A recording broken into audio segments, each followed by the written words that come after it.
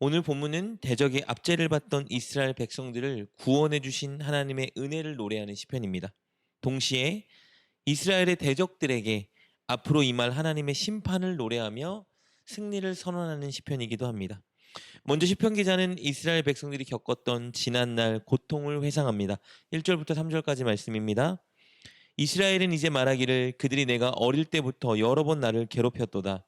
그들이 내가 어릴 때부터 여러 번 나를 괴롭혔으나 나를 이기지 못하였도다. 밭 가는 자들이 내 등을 갈아 그 고랑을 길게 지었도다. 시편 기자는 1절과 2절을 통해서 이스라엘 백성들이 어릴 때부터 아주 여러 번 괴롭힘을 당했다고 회상하고 있습니다. 우리가 잘 아는 것처럼 이스라엘은 가장 먼저 애굽에 400년간 노예 생활하면서 많은 서름과 어려움을 감내해야 했습니다. 그리고 시간이 지나 사사시대 때에 여러 민족에 의해 압제를 당하며 고통을 당했습니다. 그뿐 아니라 시간이 지나 북이스라엘은 아수르에게 멸망당했고 남유다는 결국 바벨론에 의해 멸망당하고 그들은 바벨론으로 끌려가 포로 생활을 해야 했습니다. 그곳에서 포로로서 많은 서름을 겪으며 힘겹게 살아야 했습니다. 1절부터 3절을 통해서 시편 기자는 이스라엘 민족이 이방 민족들에게 이렇게 압제당하고 고통당했던 서름의 역사를 회상하고 있습니다. 학자들은 아마 오늘 본문이 바벨론에서 포로로 귀환한 후에 기록된 것으로 추측합니다. 당시 이스라엘은 바벨론 포로에서 해방되어 고국으로 돌아왔습니다. 그러나 완전한 자유를 맛보고 있었던 것은 아닙니다. 그들에게는 여전히 그들을 해방하고 공격하는 주변 민족들이 있었고요. 그들을 속국으로 만들고 있는 나라들이 있었습니다. 먼저 이런 상황에서 시편 기자는 이스라엘의 지난날에 괴로웠던 과거를 노래했던 것입니다. 그러나 이 노래의 종착점은 그저 지난날 당했던 고통과 서러움이 아닙니다. 이 노래의 종착점은 소망과 승리입니다. 왜냐하면 이스라엘에게는 여호와 하나님이 계셨기 때문입니다. 바벨론 포로에서 하나님의 은혜로 고국으로 돌아오게 된 시편 기자는 지난날부터 계속되어 온 하나님의 은혜를 노래합니다. 4절입니다. 여호와께서는 의로우사 악인들의 줄을 끊으셨도다.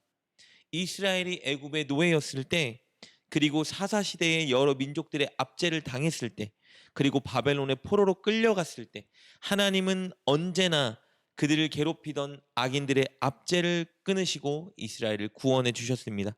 하나님께서 늘 신실하게 이스라엘의 하나님이 되어주셨고, 그리고 의로운 하나님께서 이스라엘을 압제하는 악한 민족들을 심판하셨습니다.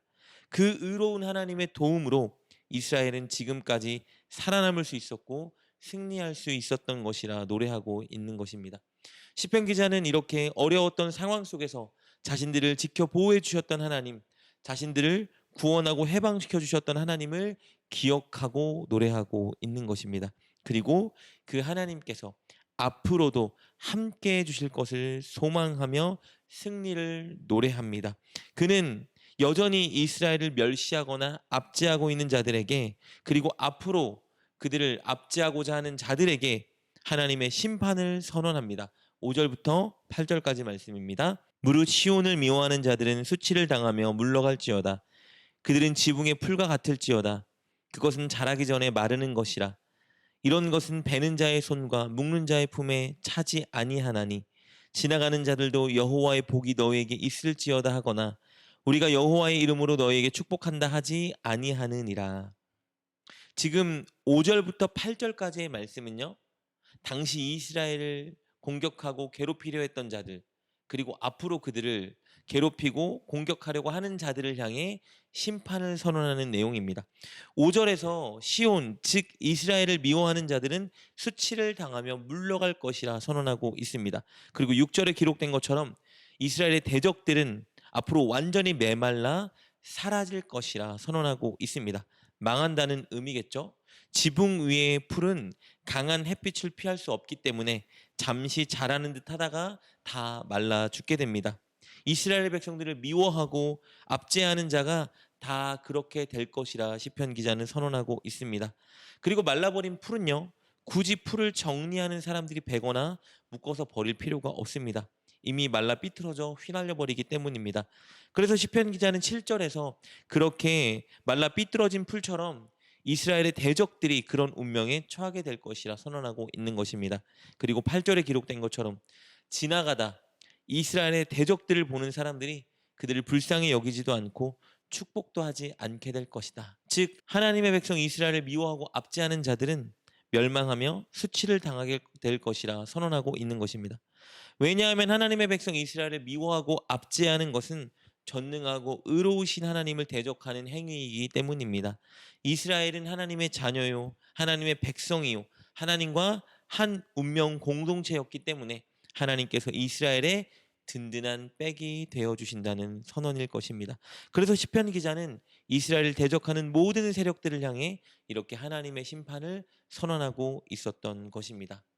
마찬가지로 우리가 하나님을 경외하고 믿고 따를 때 우리는 하나님과 같은 운명 공동체가 됩니다. 우리 뒤에는 늘 하나님이 계시고 우리가 위기에 처할 때 우리를 하나님께서 구원해 주시고 우리를 대적하고 공격하는 자들에게 하나님의 심판이 임하게 하실 것입니다. 그래서 우리는 늘 승리하게 됩니다. 그렇다면 우리는 이렇게 우리와 함께 하시며 우리를 지켜 보호해 주신 하나님을 의지하며 하나님을 따르는 삶을 살아야 할 것입니다. 오늘 본문에 기록된 것처럼 이방의 노예가 되어 압제를 당하던 이스라엘을 하나님이 구원해 주셨습니다. 하나님은 마찬가지로 죄와 사망의 노예가 되어 살던 우리를 구원해 주셨습니다. 우리가 천국 가는 그날까지 사탄과 세상의 가치관은 계속해서 우리를 공격하고 유혹하겠지만 우리를 구원해 주신 하나님은 앞으로도 반드시 우리를 그것들로부터 지켜 보호해 주시고 천국까지 우리를 인도해 주실 것입니다. 우리는 그것을 확신하고 하나님을 철저히 의지하는 삶을 살아야 합니다. 사랑하는 여러분, 오늘 살아가는 하루 많은 유혹과 공격들이 저와 여러분에게 다가오겠지만 명심하십시오.